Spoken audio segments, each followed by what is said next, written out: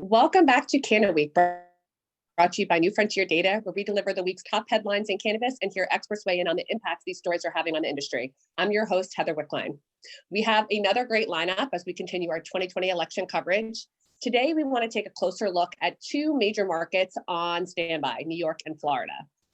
Our first guest today, we have the honor of one of the most respected experts on equity and inclusion in the cannabis industry. She serves as Vice President of Corporate Social Responsibility at Curaleaf. Please welcome Khadijah Tribble. Thank you so much for being here. Hi, thank you guys for having me.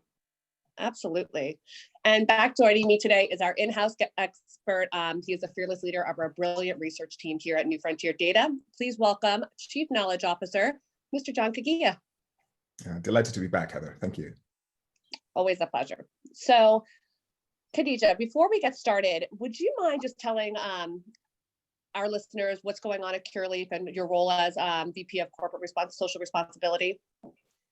Sure, there's so much going on at Curaleaf, but I am fairly new in my role as VP of Corporate Social Responsibility, and it's been an enlightening 6 months to start this role during a pandemic and a moment of racial unrest in this country, but it has been quite rewarding, honestly, because I've had an opportunity to see the front line of what it means to be conscious of what's happening in our community and how we respond to that as a company, both internally and externally.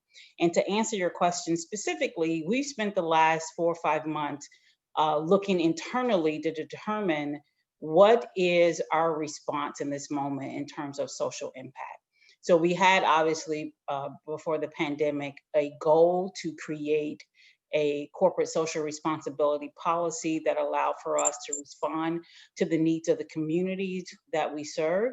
But given that we're launching our CSR programming in the midst of 2020, we've had to dig deep and really understand who we are as a company and what our values are.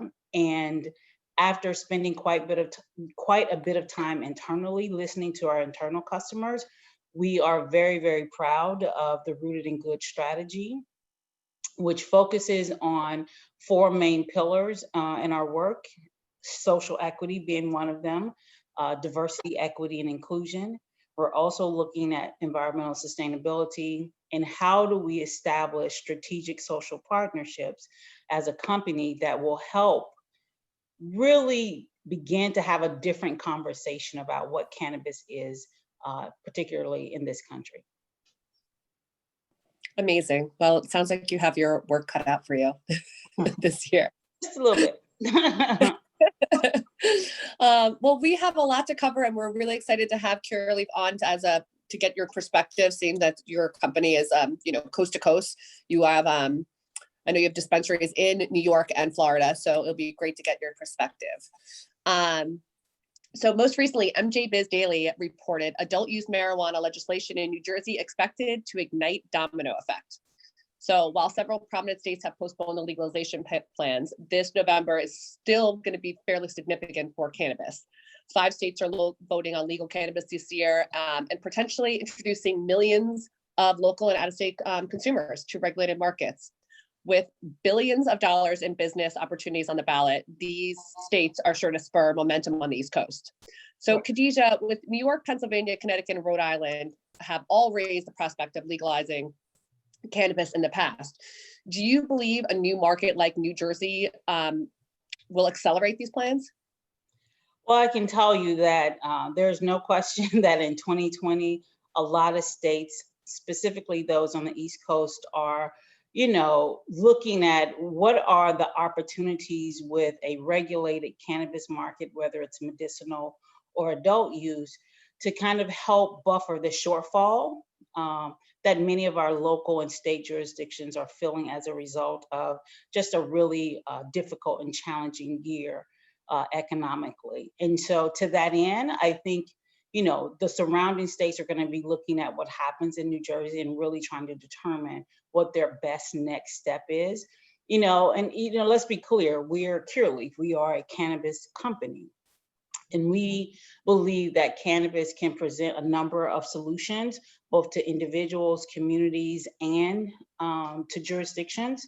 It is our hope, and from my perspective of working in social impact and corporate social responsibility, when we look at individuals and communities that are feeling the heaviest burden as a result of what's happening in our country with the pandemic and some of the economic fallout, then for sure, a regulated regime provides an opportunity for tax revenues to be generated and put in places to address those communities that are most in harm's way as a result of what's happening. Coincidentally, those are probably the same individuals and communities that have been disproportionately harmed by the war on drugs. So to the end that we are able to figure out how to use cannabis legalization in support of those individuals and communities and jurisdictions, then yes, let's have that robust regional conversation in the East. Right. Now, John, I know you've been following, your team has been following each state and looking at different trends. What are your thoughts on this as far as kind of New Jersey accelerating these East Coast, plans? So I think there's a few things there that make this moment so exciting. First is the population density that you see in the Boston, New York, DC metroplex, if you can call it that. One of the things that makes the idea of legalization in the East Coast so much different than what we've seen in the slightly less population dense, much more territorially large states that we've seen in the West, is that there's much more population movement on the Eastern Seaboard. And so the idea of regional tourism, I think, is going to be on a scale that we've never seen, anywhere else in the country, let alone in the world. For those who live along the Acela corridors, that's the train line that runs between DC and New York, there's a kind of this real sense of mobility across these markets. And so most of the states we're discussing are approximately surrounded by, 3, 4, 5 other states that have major population centers right on their borders, the border of Philadelphia and New Jersey being one example. And so it's, the states that do this first are going to experience a huge amount of kind of inbound regional tourism that I think is going to apply a great deal of pressure as lawmakers in the states that haven't done this are watching that money go to their neighboring jurisdictions.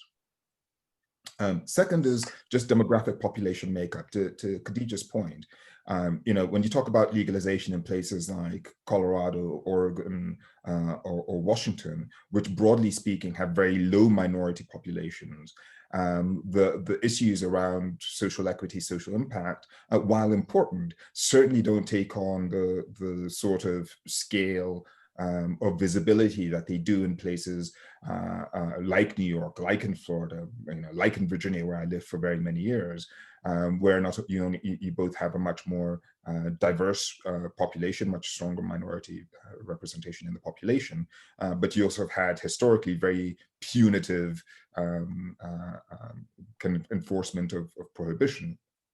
The idea that,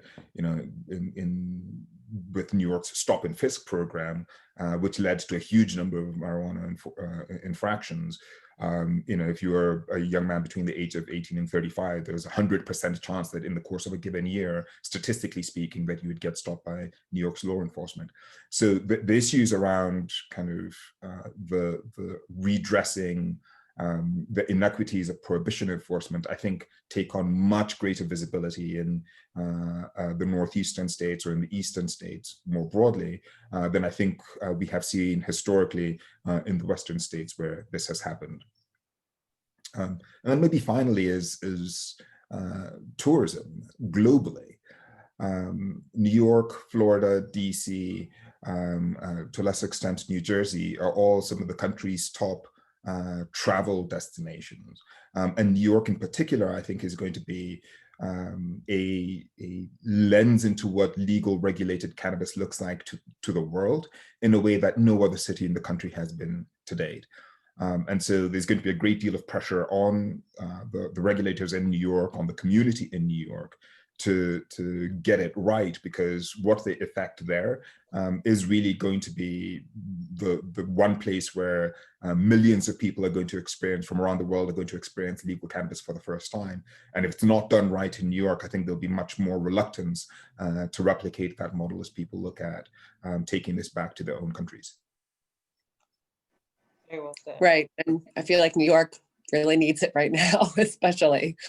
We talked to Scott Rutter from New Jersey, and we were talking about just the influx of people coming to, New Jersey beaches and everything else that a lot of these neighboring states like Pennsylvania and New York, they're going to be really missing out on.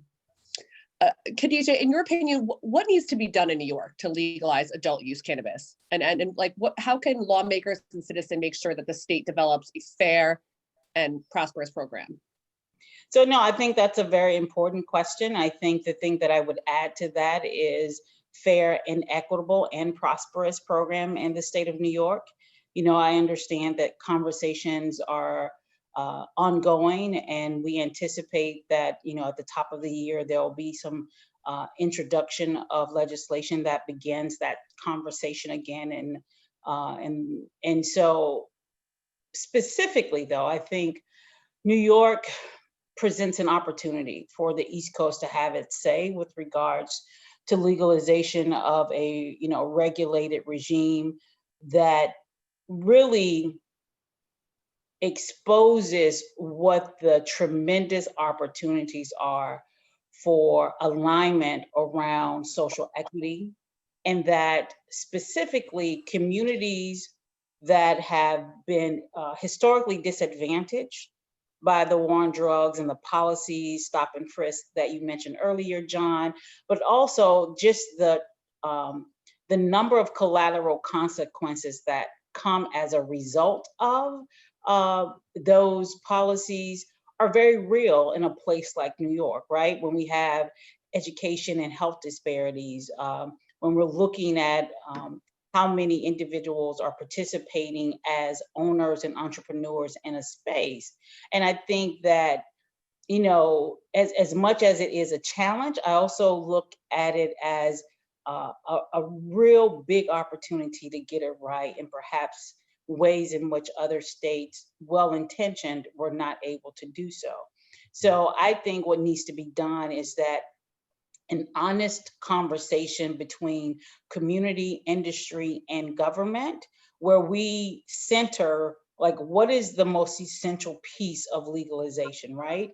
And then individuals, stakeholders understand what their roles are. I'm really proud that at Curaleaf, we've begun to have the conversation absent of any, state regulated mandate around how to show up in partnership with community.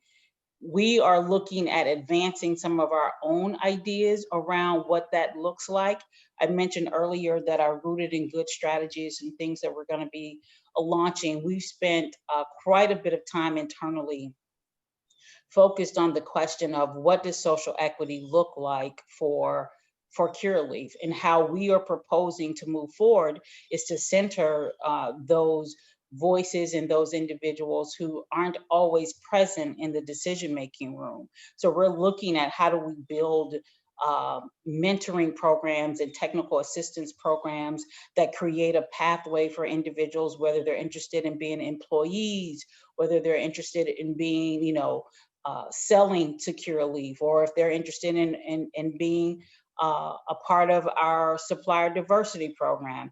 Those are things that we don't need the state to mandate, that corporations can do already. And Curaleaf is, in the business of leading, and that's what we're going to do on this effort. And we hope that, New York stakeholders will take our lead and participate in saying, hey, this is how we move this forward. Right. Now, as far as from like how Curaleaf does this, New York is home to like a flourishing illicit market. How do you help consumers transition to the legal market? Well, I don't like to refer to it as the illicit market, but I understand. I call it the traditional or unregulated market because listen, cannabis isn't new, right? What's new in this space Yeah. is the regulations. And Curaleaf believes that the best way to move cannabis forward is for cannabis to be delivered in a tested and age verified way.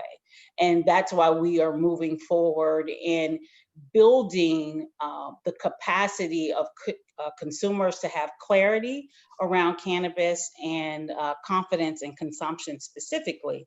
And so for me to answer that question, we want consumers to be very clear and confident in the way that they are consuming and engaging in the cannabis marketplace. And so we are spending a great deal of time around educating consumers and other stakeholders about cannabis, about Curaleaf specifically. Now, I will say that some folks may hear that and think, oh, we don't support inclusivity. Well, I think that is the reverse of what we're trying to do. We actually believe the more education that a consumer has, then the better choice that consumer can make.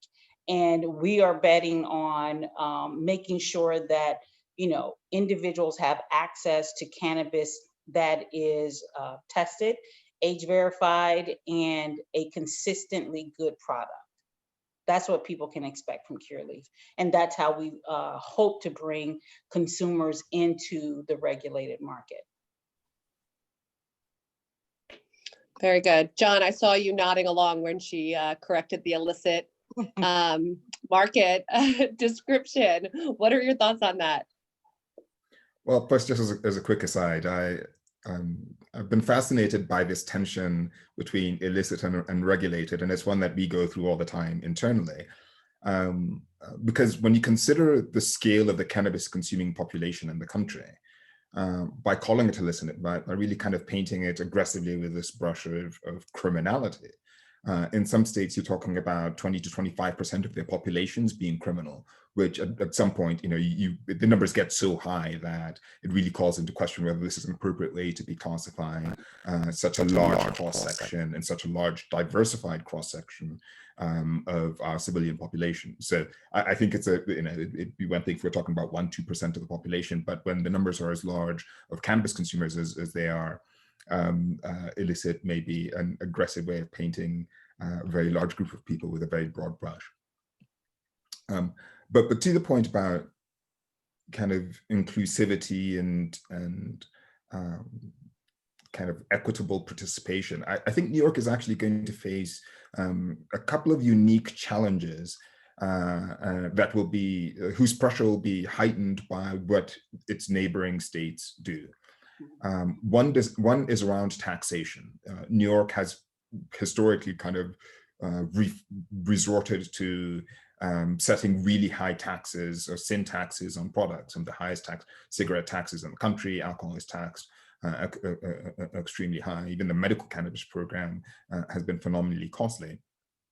And so contrasting what New York might do against New Jersey, which is just setting their cannabis sales tax at the existing state sales tax rate, will create a real kind of market competition between these two adjacent markets. And so I think the fact that New Jersey has opted to essentially go with the lowest tax rate in the country for cannabis may put some additional pressure on New York to think very, very carefully about how it sets its taxation thresholds because of the real risk of capital flight, particularly from places like New York City, where it's really easy to get to really easy to get into New Jersey, where you can, where you'd be able to save significantly on cannabis taxes. Can I? No, yeah, go ahead. Please. No. My second point was going to be around licensing. New York also established arguably the country's most restrictive medical cannabis regime by limiting the number of licenses, at least on a population served basis, by limiting the number of licenses issued to just 10 companies. And in addition to that, it had the highest licensing costs for the participants in that market. And so as a consequence, the 10 companies that did get licensed ended up spending phenomenal amounts getting their businesses operational because of the size of the state population that they were ultimately going to be serving. And so I think that necessarily means that there's going to be a kind of consideration of that fact as they approach adult use legalization. And I think it's likely, or it is unlikely, that you will end up seeing New York taking kind of full egalitarian approach like Oregon has done, where anyone who wants a license can essentially get one, and will end up needing to be more restrictive.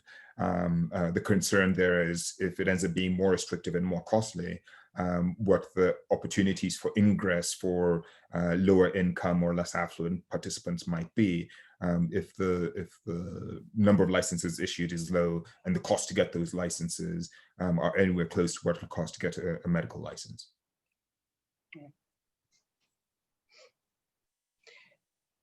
And I mean, those are both valid points and things to consider. I just wanted to add around the taxation conversation in New York as the state, moves toward trying to understand what's the appropriate percentage. I know one of the biggest challenges has been not only, what the tax rate should be, but once those tax revenues come in, where they should go. And that's, an ongoing conversation in the state, and one that I think needs to be had. But there needs to be some levity to those conversations for all stakeholders involved, quite honestly. Yep, agreed. Yeah, it seems like you don't want it to be that someone can just pay the toll into New Jersey over a bridge and be able to get that much better of a deal. Well, moving on, because we're going to talk about a little more about Florida. Motley Fool reported 4 states where legalizing marijuana will have to wait until 2021 or 2022. So there are a few markets that might be pushed into action, but when we talk about Florida specifically, they legalized medical cannabis in 2016. The Make It Legal Florida campaign recreational initiative was postponed in January 2020. So Khadijah, what are some of the challenges and opportunities that impact legalization of adult use cannabis in Florida?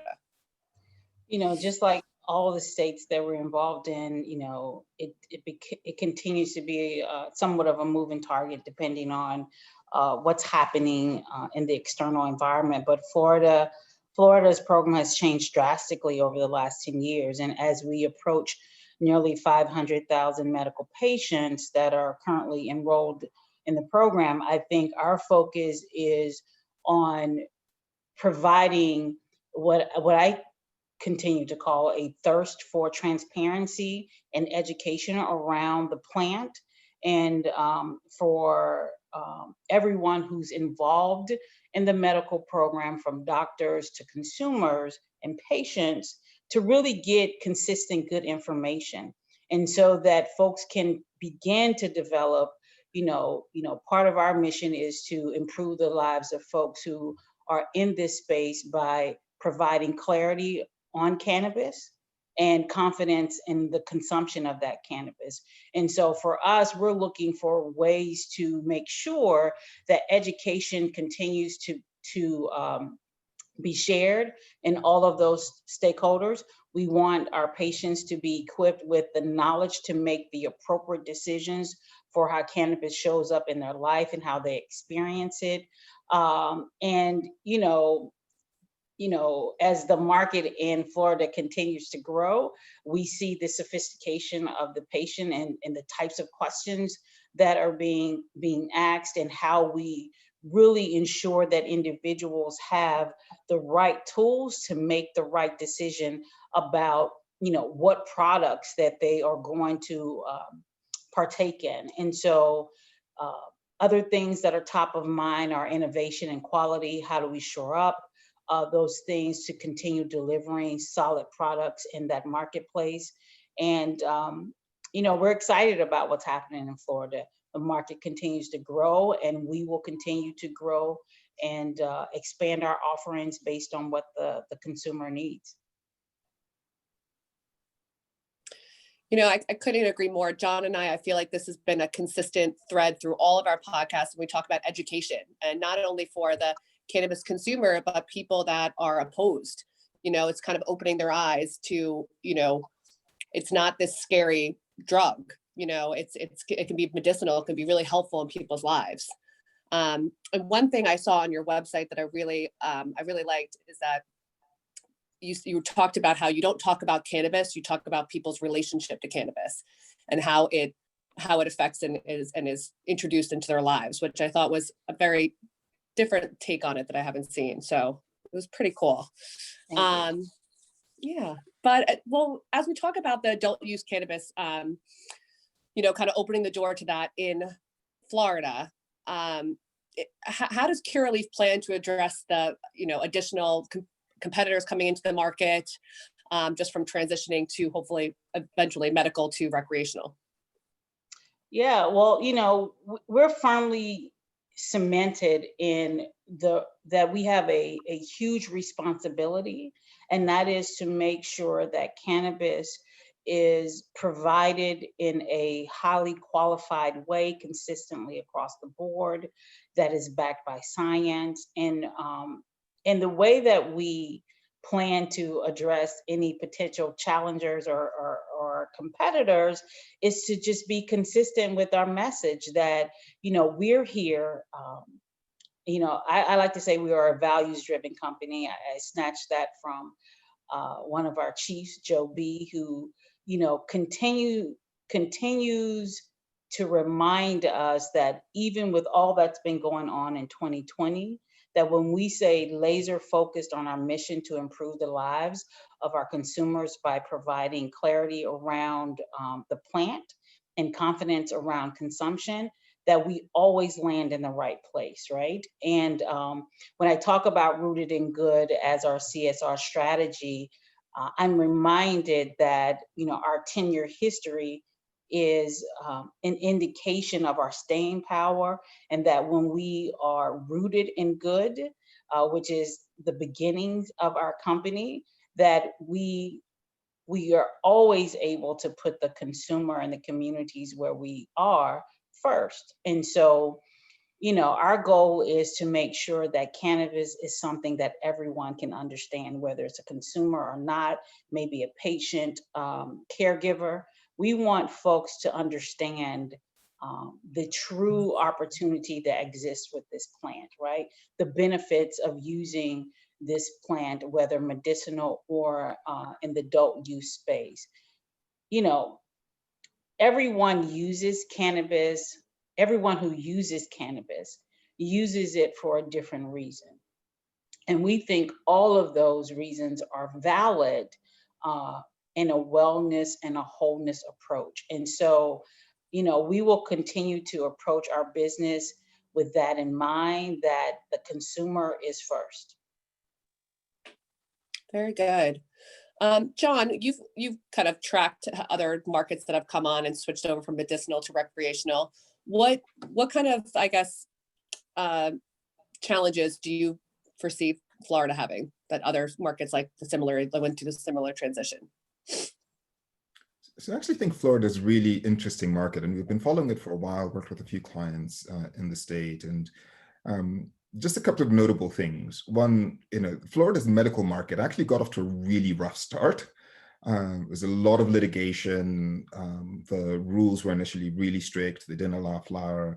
And so the stakeholders who were getting licensed early on really went through a really challenging period trying to get both the regulations adapted to reflect a more kind of a market that to reflect an environment that would allow the market to thrive.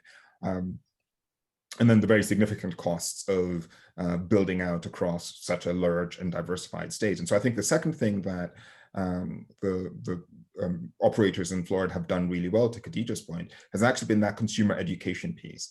It has been really striking to see how attitudes toward medical cannabis swung in the state and how comfortably the medical cannabis initiative passed. And then interestingly, even on the adult use side, the polling seemed to suggest that there's strong public backing for this, even though the two campaigns that were trying to get it onto the 2020 ballot weren't able to secure enough signatures to do that. And so rather than continue to kind of split their resources, I think the decision's been made now to postpone until 2022. I think Florida is going to be a very, very attractive and potentially very competitive market. And when we talk about markets that have significant influence to shape, let's call it cannabis culture or quote unquote cannabis cool, we're really talking about 3 markets in the country that I think will have phenomenally consequential impact or implication in doing that, and that's New York, California, and Florida.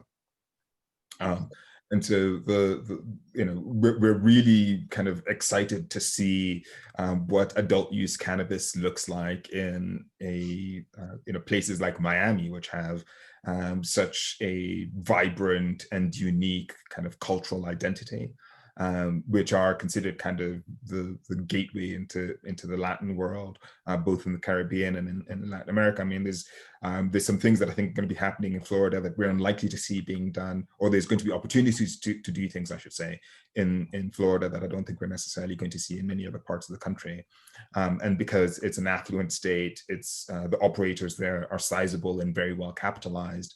The medical market, because of the size at which it's growing, has meant that the operators in that market have had a chance to really get some dirt under their nails. I think they've learned a lot over the past few years of medical operationalization. Means that you'll have very experienced teams who understand the communities that they're serving. They've got 2 more years to really shore up that expertise. And that should put them in a really strong position to turn the lights on if this measure in 2022 goes through. Thank you for that. We're almost out of time, but Khadijah, before we go, could you tell us which markets are you most closely watching right now and why? All of them. Honestly, you can't keep your eyes off any of them for any significant amount of time. But to John's point, New York, Florida, and California are very important markets to anyone who is a multi-state operator and looking to continue to grow in this industry.